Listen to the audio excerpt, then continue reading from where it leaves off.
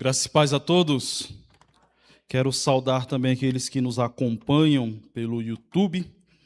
Deus possa falar ao seu coração, tanto aos que estão perto quanto aos que estão longe.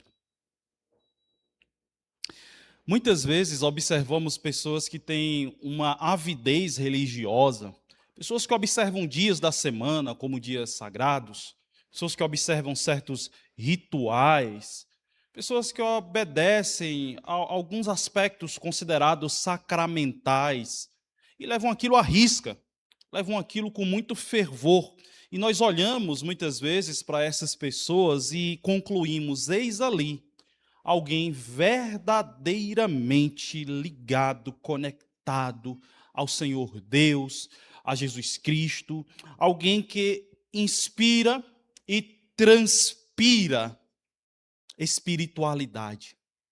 Mas será se, de fato, a observância a preceitos da religião são considerados os termômetros que podemos utilizar para medirmos o nível de relacionamento, de submissão e da espiritualidade, da condição espiritual de alguém?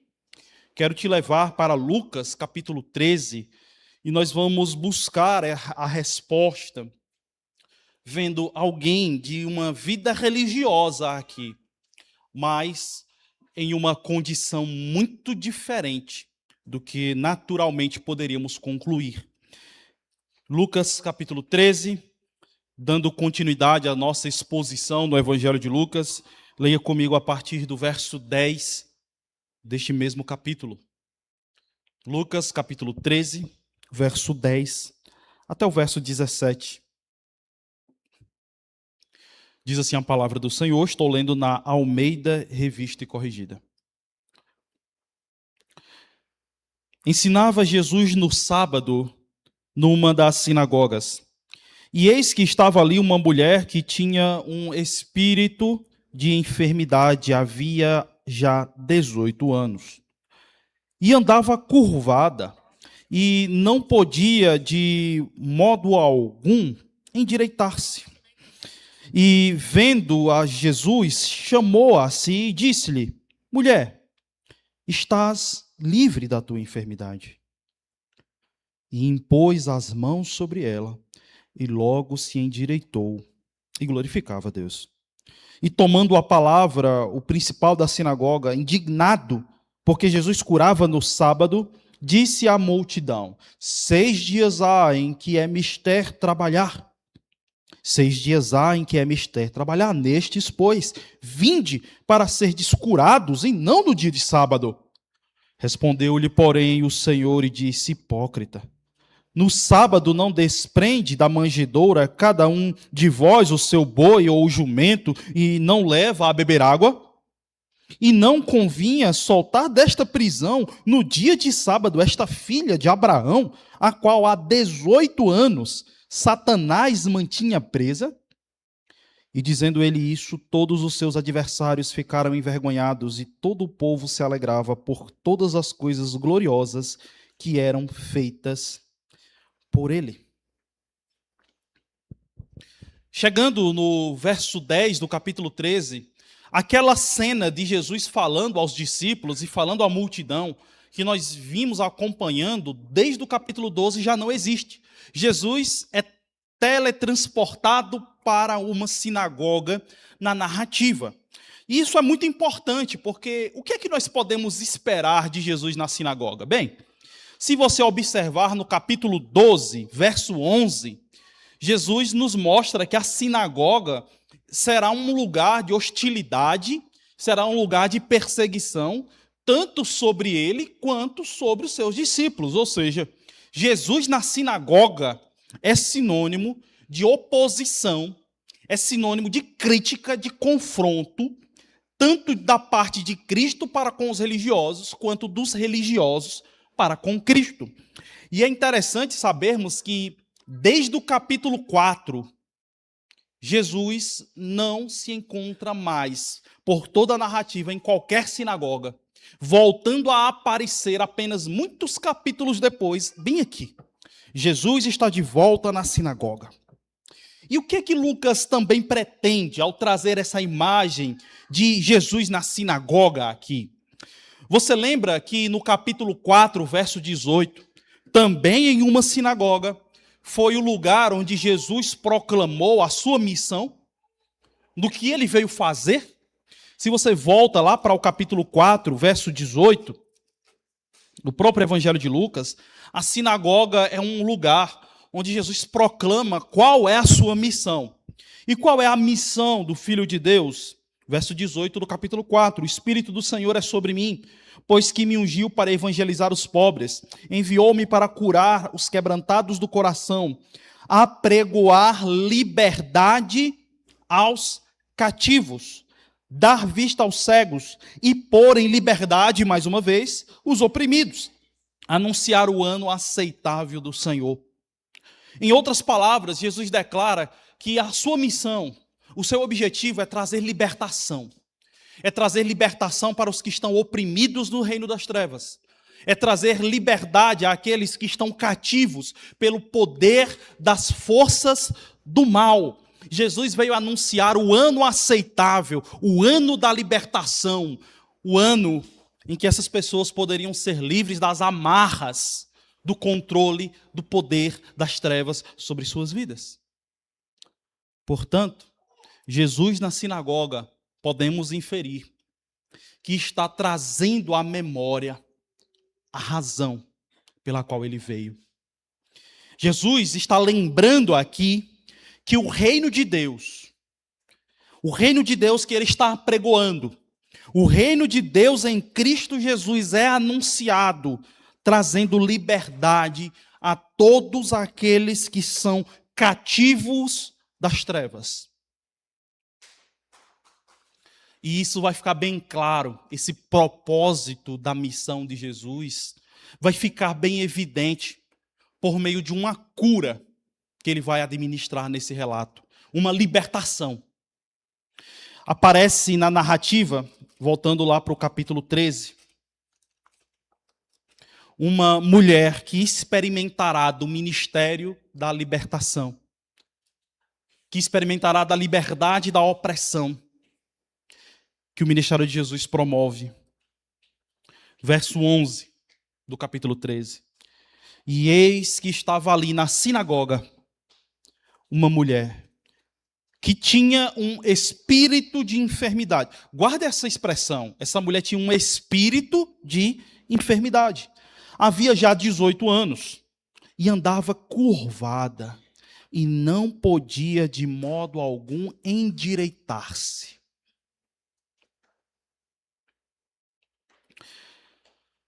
Aparece na narrativa uma mulher com um espírito de enfermidade que já a atormentava há 18 anos. Essa mulher andava encurvada, numa posição humilhante, cabeça baixa, a posição da vergonha, uma posição de derrota, de subjugação, de opressão, há mais de 18 anos. Lembrem-se, irmãos, que Lucas, qual a profissão de Lucas? Lucas era médico. E Lucas, como médico, ao olhar esse caso dessa mulher encurvada, ele não traz apenas uma descrição física da condição da mulher. Assim como ele já fez em muitos casos e fará, dizendo, por exemplo, que pessoas são meramente cegas, pessoas são meramente paraplégicas, pessoas são meramente coxas. Como médico, ele poderia simplesmente trazer uma descrição física da condição de saúde daquela mulher, mas ele não faz isso. Lucas entende e registra que aquela mulher, ela padecia de um espírito de enfermidade. Talvez se Lucas fosse nos dias de hoje, vivo, ao olhar para essa mulher, ele poderia dizer, olha, eu vi uma mulher que sofria de um tipo de espondilite. Mas não é essa a descrição. Não é apenas uma descrição física da condição. Ele faz questão de declarar que aquela mulher carregava, estava possuída de um espírito de enfermidade. Tanto é que a condição dessa mulher é espiritual, que Jesus, no verso 12 deste capítulo, não vai oferecer para ela simples cura. Jesus diz que ela está liberta. Você está livre. Lembra? Jesus veio trazer liberdade aos cativos, pôr em liberdade os oprimidos, aqueles oprimidos pelas forças do mal, pelo império das trevas. E Jesus afirma: você está livre, não apenas curada, livre.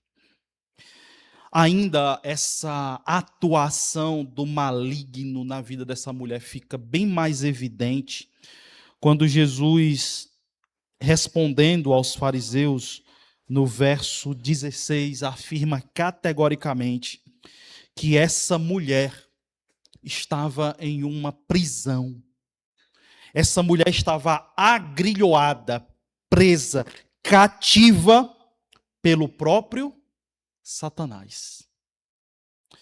No Evangelho de Lucas, nós vamos encontrar, irmãos, uma linha muito fina entre certas condições físicas e a atuação das forças das trevas. Em Lucas, essa linha é muito fina. Muitas vezes, condições físicas são causadas por uma condição espiritual. No Evangelho de Lucas, essa fronteira é muito pequenininha. Então, nós já vimos, por exemplo, lá no capítulo 9, verso 39, de um jovem, de uma criança que tinha convulsões. E essas convulsões eram causadas por um espírito. Então, no capítulo 11, verso 4, também, nós já vimos uma pessoa que era surda, que era muda. E isso era causado por um espírito.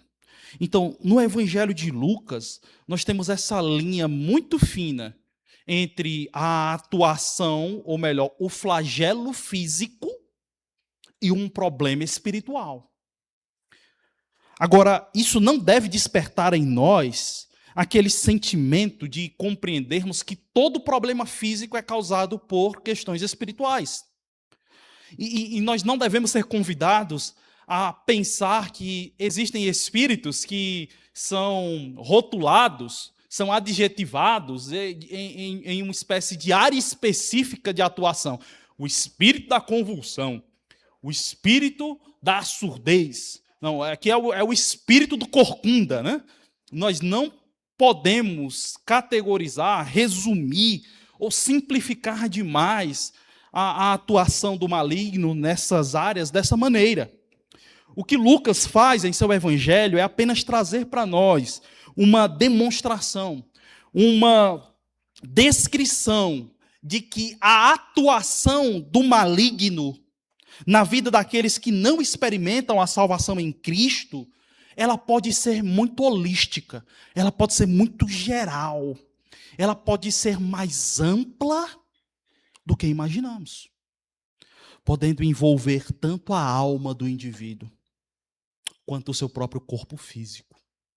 Sim, existe essa abertura dada pelo Evangelho para entendermos que a atuação e a opressão maligna na vida daqueles que ainda não experimentaram a salvação em Cristo, ela é bem mais holística, bem mais ampla do que imaginamos, contemplando tanto a sua alma quanto o seu corpo físico.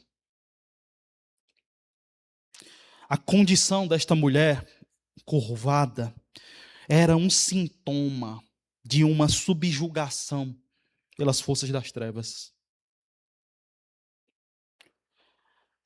Quando aquela mulher demonstrou a sua enfermidade, aquilo era uma demonstração de uma condição bem mais profunda, do domínio do mal sobre sua vida, como um todo.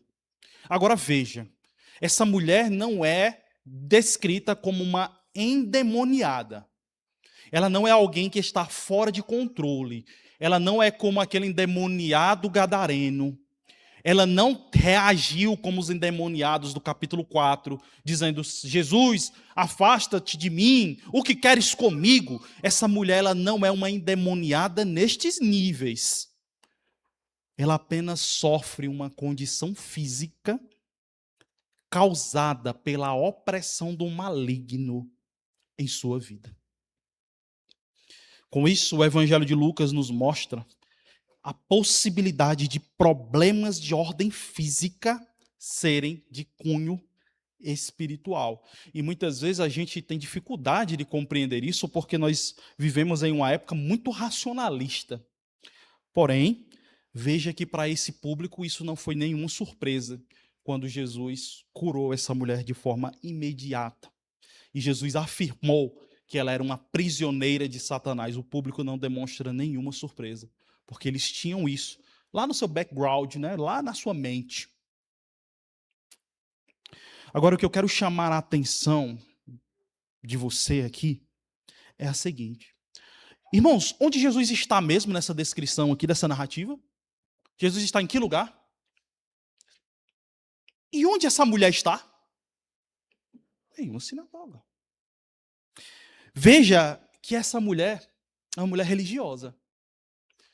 É uma mulher que está presente no culto, na celebração, que está observando adequadamente o preceito de guardar o sábado da forma que eles entendiam. Então, essa mulher estava na sinagoga cumprindo o rito sabático, como a sua religião ordenava, como a sociedade religiosa impunha. Talvez, irmãos, há 18 anos, enquanto ela vivia naquela condição curvada, nestes mesmos 18 anos, ela cumpria cabalmente os preceitos de sua religião. Se ela estava aqui no sábado, com certeza ela não conversava com os gentios, ela não comia carne de porco, ela se lavava antes das refeições, com certeza ela guardava muito bem o sábado. Ela tinha uma vida carregada de observância de rituais e de preceitos religiosos, os quais qualquer um poderia olhar e dizer: bravo, que fé, né? Ainda que ela seja curvada, que mulher de Deus, que mulher de fé, que a limitação física não atrapalhe o relacionamento dela com o Senhor, glória, que mulher exemplar. Porém, Jesus choca a todos os seus leitores, choca a nós, choca aquele público, mostrando a todos e a essa mulher que, apesar da sua avidez religiosa, ela era uma mulher cativa por Satanás. Ela era uma mulher oprimida pelas forças das trevas. Não apenas em sua alma, mas também em seu corpo físico. Irmãos, há várias pessoas dentro de templos, mas que são prisioneiras das trevas. Há várias pessoas em um ambiente religioso que se sentem livres, se sentem confortáveis, mas apesar da sua religiosidade, são pessoas cujos corações estão aprisionados pelas forças do mal.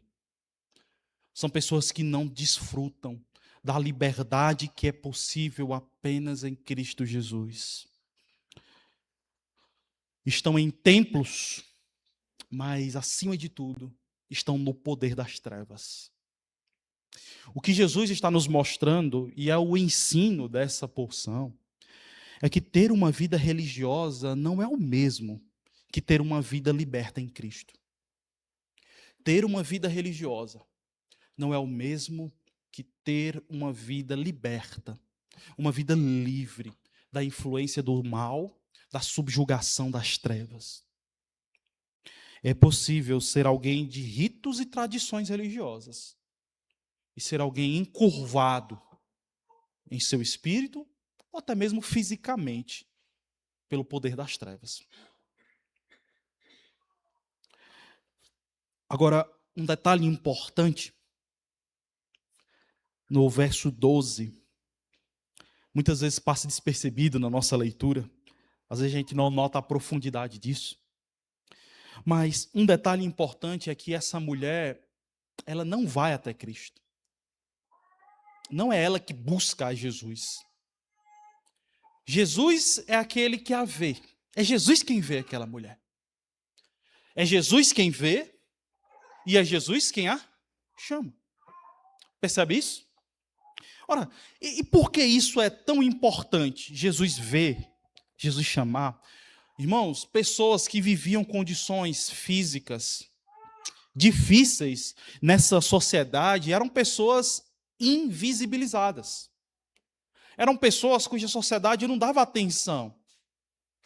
Eram pessoas que não gozavam de nenhuma espécie de prestígio, de cuidado, de notoriedade.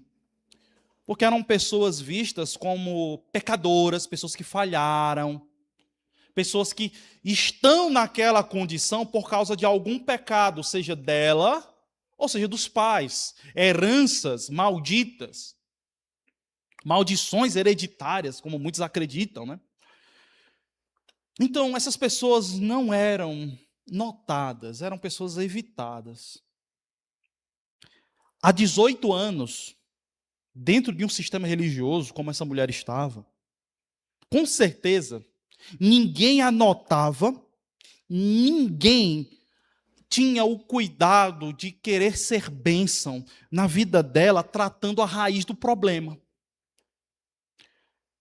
Essa mulher, nessa condição de encurvada, essa posição de vergonha e humilhação, era de fato também humilhada e envergonhada pela sociedade.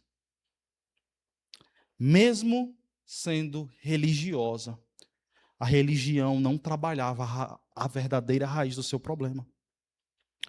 Mas tudo muda, porque enquanto ninguém a percebia, enquanto a religião e os religiosos não a percebiam, houve alguém que a notou. Havia nas sinagogas pavilhões femininos e pavilhões masculinos. Então, Jesus está entre homens.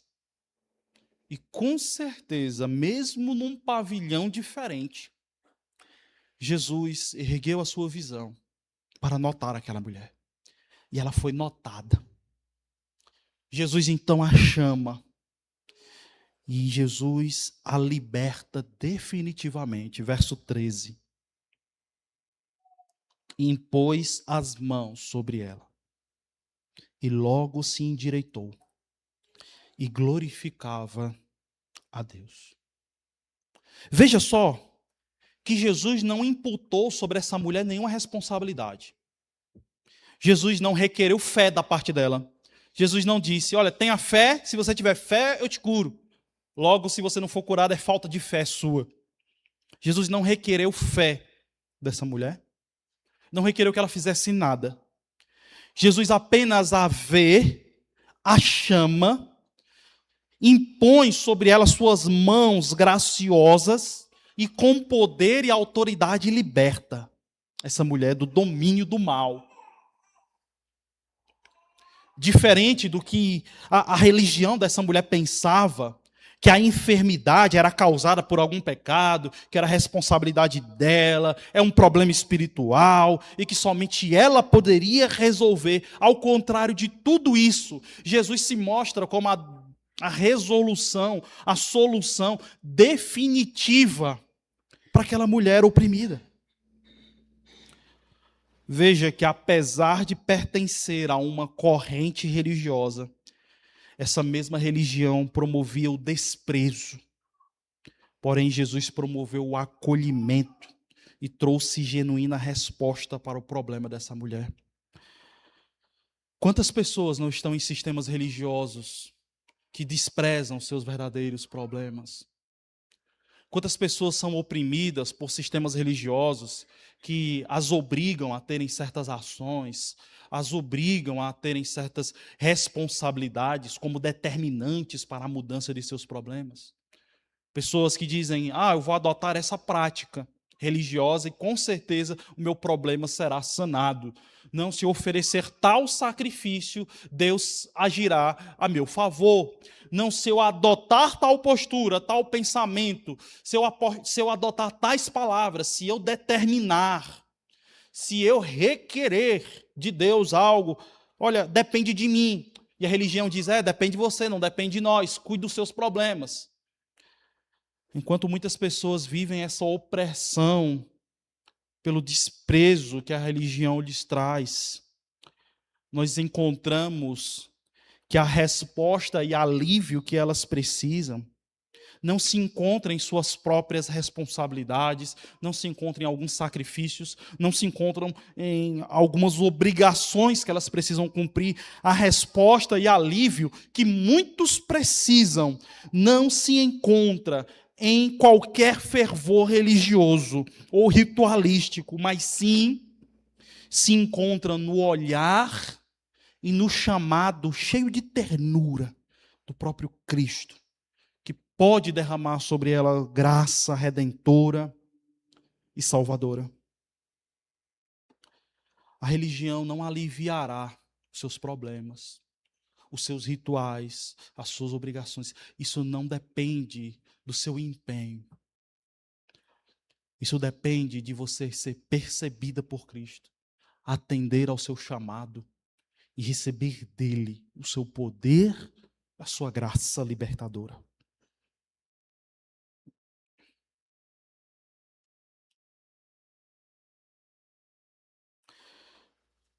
No verso 15, na verdade, verso 14, diante desta declaração da parte de Cristo de cura, de libertação sobre essa mulher, diante do exercício da sua missão, existe oposição, como era de se esperar.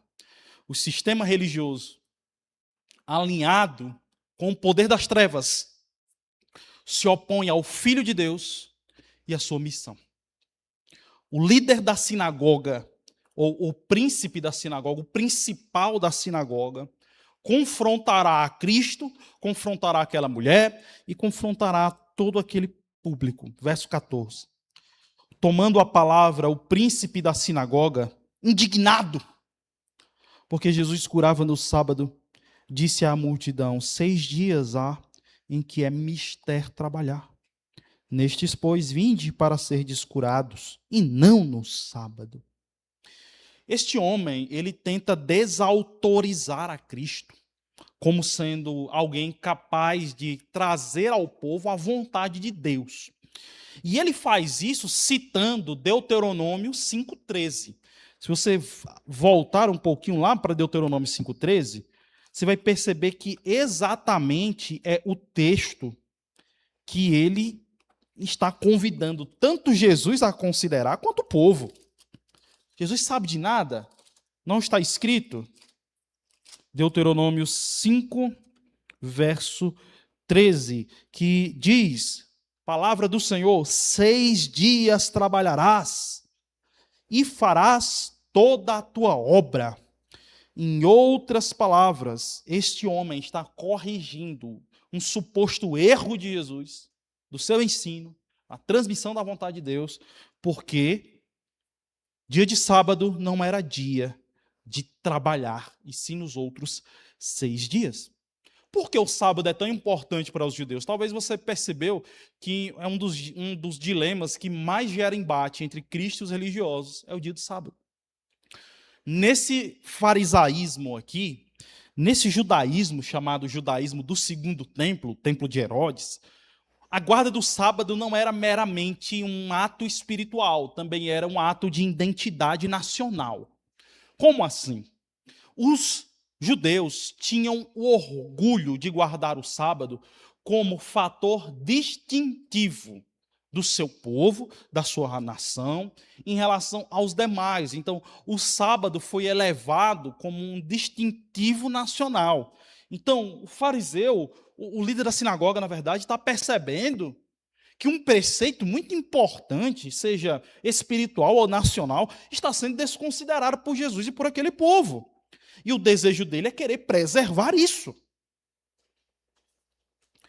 Esse homem, esse principal da sinagoga, diz que a principal necessidade daquela mulher e do povo era guardar o sábado e não ser curado, não ser liberto.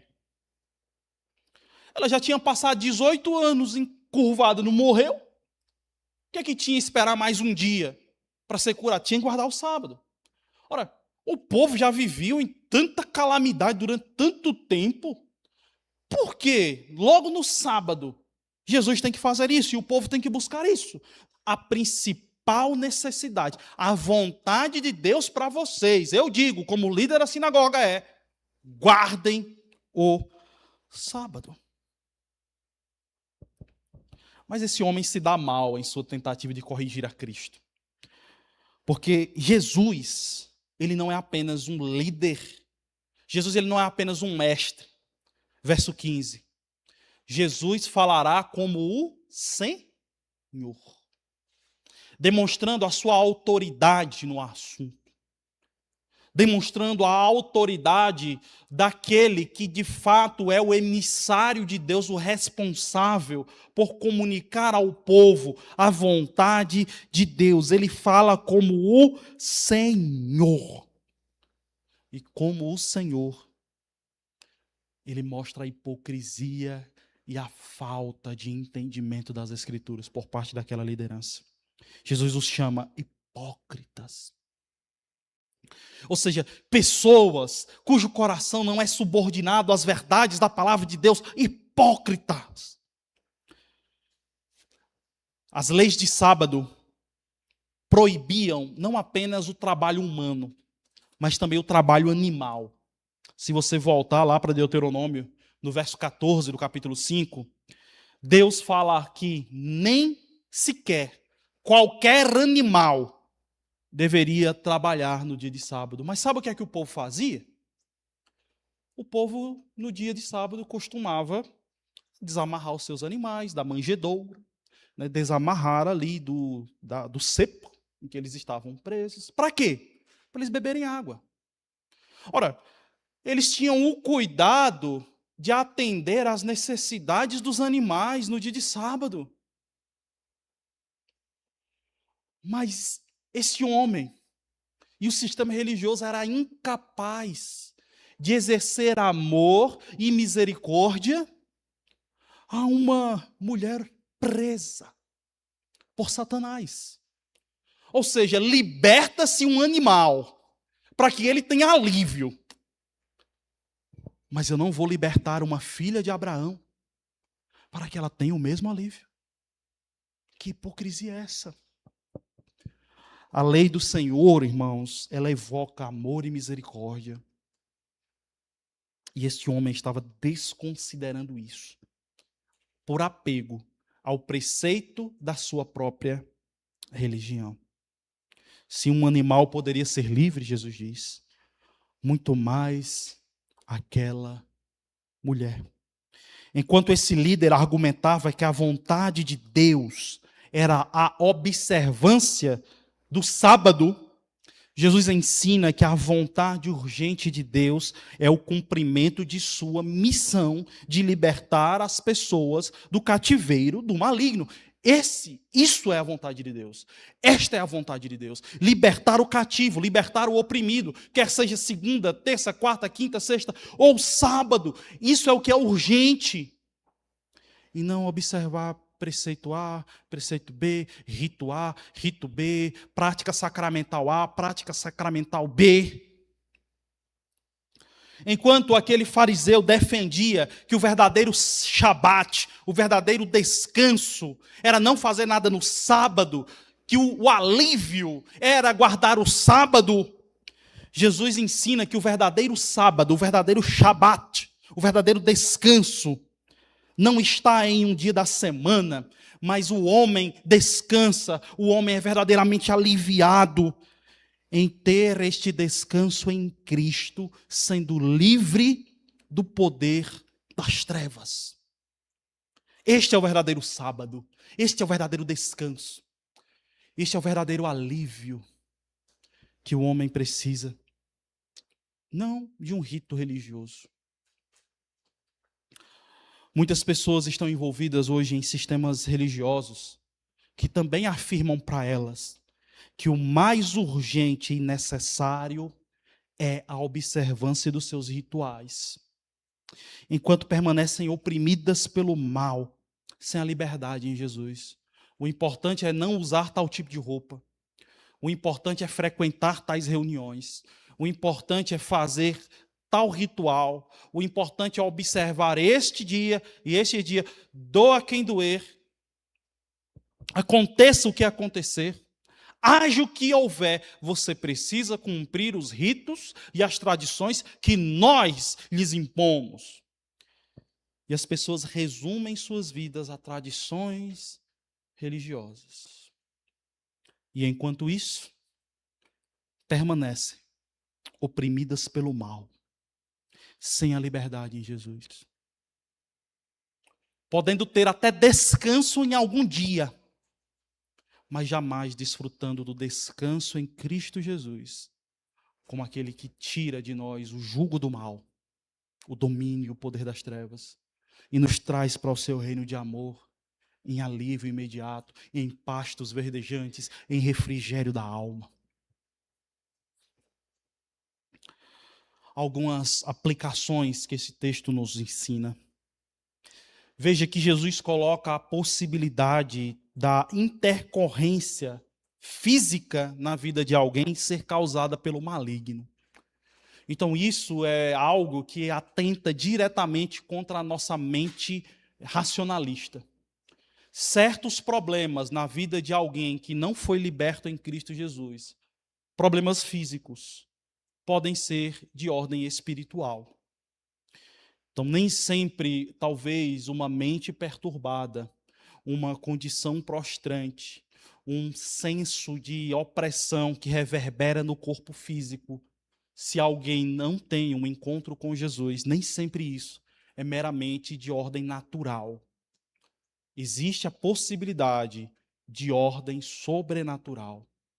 E a solução para isso não está em medicamentos e em tratamentos, mas sim no poder libertador, no cumprimento da missão de Cristo na vida dessas pessoas, trazendo alívio imediato.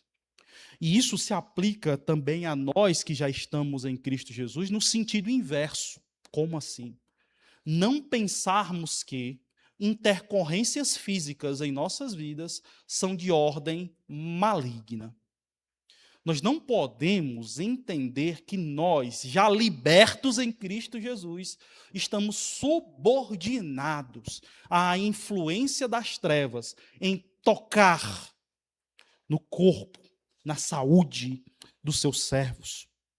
O caso de Jó foi um caso muito específico, que houve a permissão divina, você lembra disso? Jó, como um justo, não poderia ser tocado. Se nós entendemos aquilo que em 1 João 5,16 está escrito, aquele que é nascido de Deus não vive em pecado, e o maligno não o toca, nós devemos viver a liberdade que em Cristo nos foi dada, em saber que a opressão das trevas já não tem mais poder sobre o nosso corpo. Uma fala a você, talvez, que é religioso, fervoroso. Você que observa dias da semana como especiais, como melhores que outros. Você que observa festas, rituais. Você que observa as festas da sua religião, que é fiel no cumprimento e na participação de cada uma delas. A você que é extremamente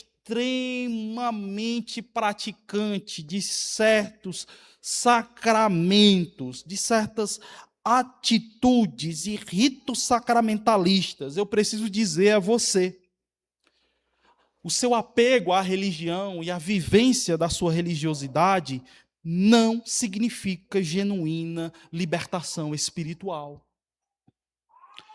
Você pode ser um assíduo praticante da sua religião e ainda ser alguém encurvado, subjugado pelo poder das trevas.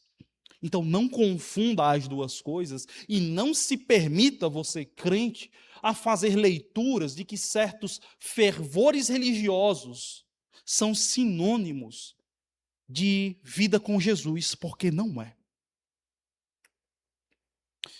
Falo a você também que talvez se sente oprimido dentro de uma religião. Você que sente que sua religião não atende às suas necessidades. Você sente um aperto no coração. Você sente uma mente perturbada. Você se sente caminhando para a destruição, apesar das suas observâncias de ritos, tradições, sacramentos. A semelhança de Martinho Lutero, que tinha um grande sentimento de opressão maligna no seu processo de conversão, apesar da sua assídua prática de rituais religiosos. Se você está se sentindo assim, eu digo, o seu sistema religioso despreza a sua verdadeira necessidade. Você está invisível, assim como aquela mulher, para o seu sistema religioso.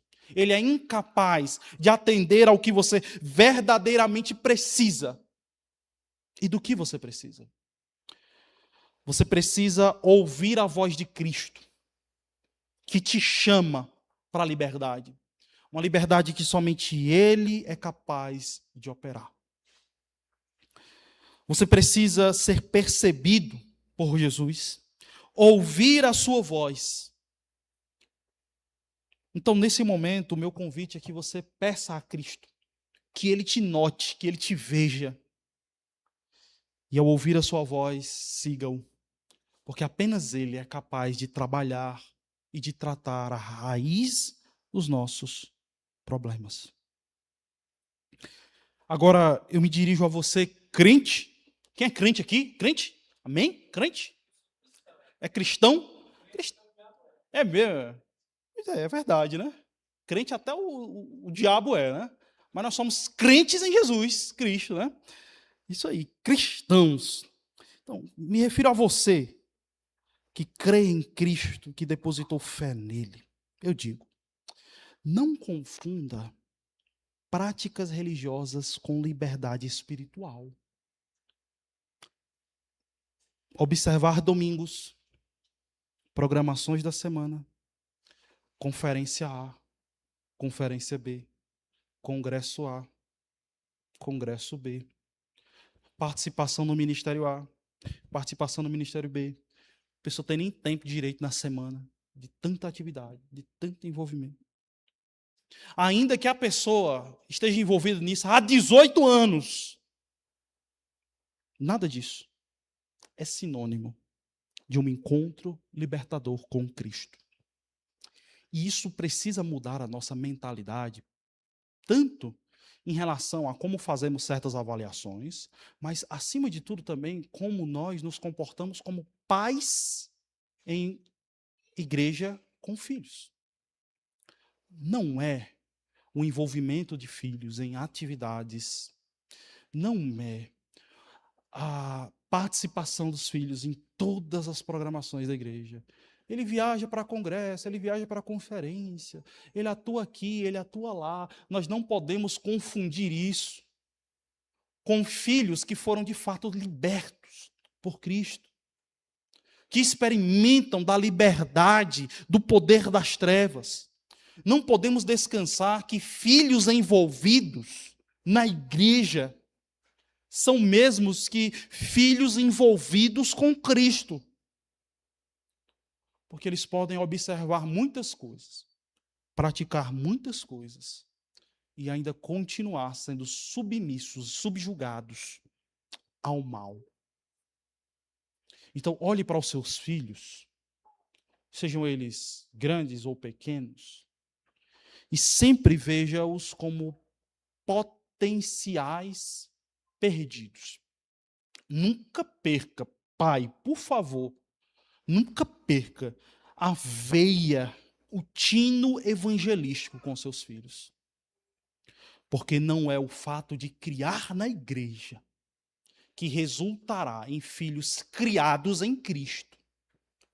É possível criar na religião e não criá-los no reino de Deus. A grande verdade para nós é que ter uma vida religiosa não é o mesmo que ter uma vida liberta em Cristo. Que isso te incentive, se você está aprisionado em algum sistema religioso que te prende com tradições e costumes, e você não sente que, de fato, suas necessidades estão sendo trabalhadas, que isso te impulsione a sair de lá, a ouvir a voz do Senhor, a ter a raiz do seu problema tratado. Que isso te ajude, crente, a mudar a sua visão de que não se confirma a vossa eleição simplesmente por participações, cumprimentos ritualísticos da sua fé. É necessário, de fato, ouvir a voz do Senhor e atendê-la, ter as suas mãos empunhadas sobre nós, nos libertando do domínio das trevas. E que isso te ajude também como pais a ter um olhar correto para com seus filhos. Que Deus venha nos abençoar com a sua palavra, venha trabalhar a nossa visão e venha nos ajudar a vermos um texto relativamente difícil, porém muito profundo. Ver esse texto com muita preciosidade e que ele venha mudar as nossas vidas. Amém? Vamos orar. Senhor Jesus, obrigado porque o Senhor nos liberta de algo que a religião e certos sistemas são incapazes. Muitas vezes, alguns sistemas são aliados das trevas, gerando opressão, distanciamento, mostrando a certas pessoas que a vontade de Deus é a observância de certos rituais. E essas pessoas permanecem presas, subjugadas. Senhor, nós rogamos que Tu venhas em suas vidas trazendo a verdadeira liberdade. Que essas pessoas, Senhor, que são desprezadas por sistemas religiosos opressores, possam ser vistas por Ti, ouvidas por Ti e libertas por Ti. Nos ajuda, Senhor, a nós mesmos a avaliarmos corretamente a nossa própria vida, a não tentarmos reduzir a nossa vida cristã a certas participações ministeriais, a atuações em alguns aspectos da nossa fé, como trabalhos, como certas práticas, certos rituais, entendendo que isso é o resumo e isso comprova que estamos em Ti, nos ajuda a entendermos que não é este o caminho. O caminho é, de fato, estarmos sempre atentos à Tua voz e assim desfrutarmos de modo bem íntimo do descanso, da libertação que o Senhor veio operar neste mundo. Abençoa, Senhor Deus, a nossa casa, os nossos filhos, aqueles que muitas vezes estão envolvidos em práticas religiosas e que muitas vezes nos trazem um certo descanso e conforto de que estão no caminho certo, enquanto na verdade, apesar dessa prática, talvez ainda sejam subordinados às trevas. Ajuda-nos a entender, Senhor, que apenas a submissão à Tua voz pode trazer verdadeira liberdade. Abençoe aqueles que são oprimidos pelo maligno de uma forma aterradora, talvez com sua mente doente, com seu corpo físico reverberando um domínio da alma submissa ao poder do mal. Nós rogamos, Senhor, que o Teu evangelho seja pregado com poder e a voz do Senhor seja escutada por essas pessoas e a genuína liberdade seja experimentada por cada uma delas. Nos usa como canais do Senhor para sermos estes agentes da proclamação para estas pessoas. Talvez são nossos vizinhos, talvez são os nossos familiares, talvez são os nossos colegas de trabalho. Eles não precisam de rituais e tradições. Eles precisam tão somente se curvar à voz do Senhor, receber da Tua graça e do Teu poder libertador. Nós assim rogamos, Senhor, assim nós te agradecemos pela Tua palavra, que ela venha permanecer em nossos corações, em nome de Jesus. Amém.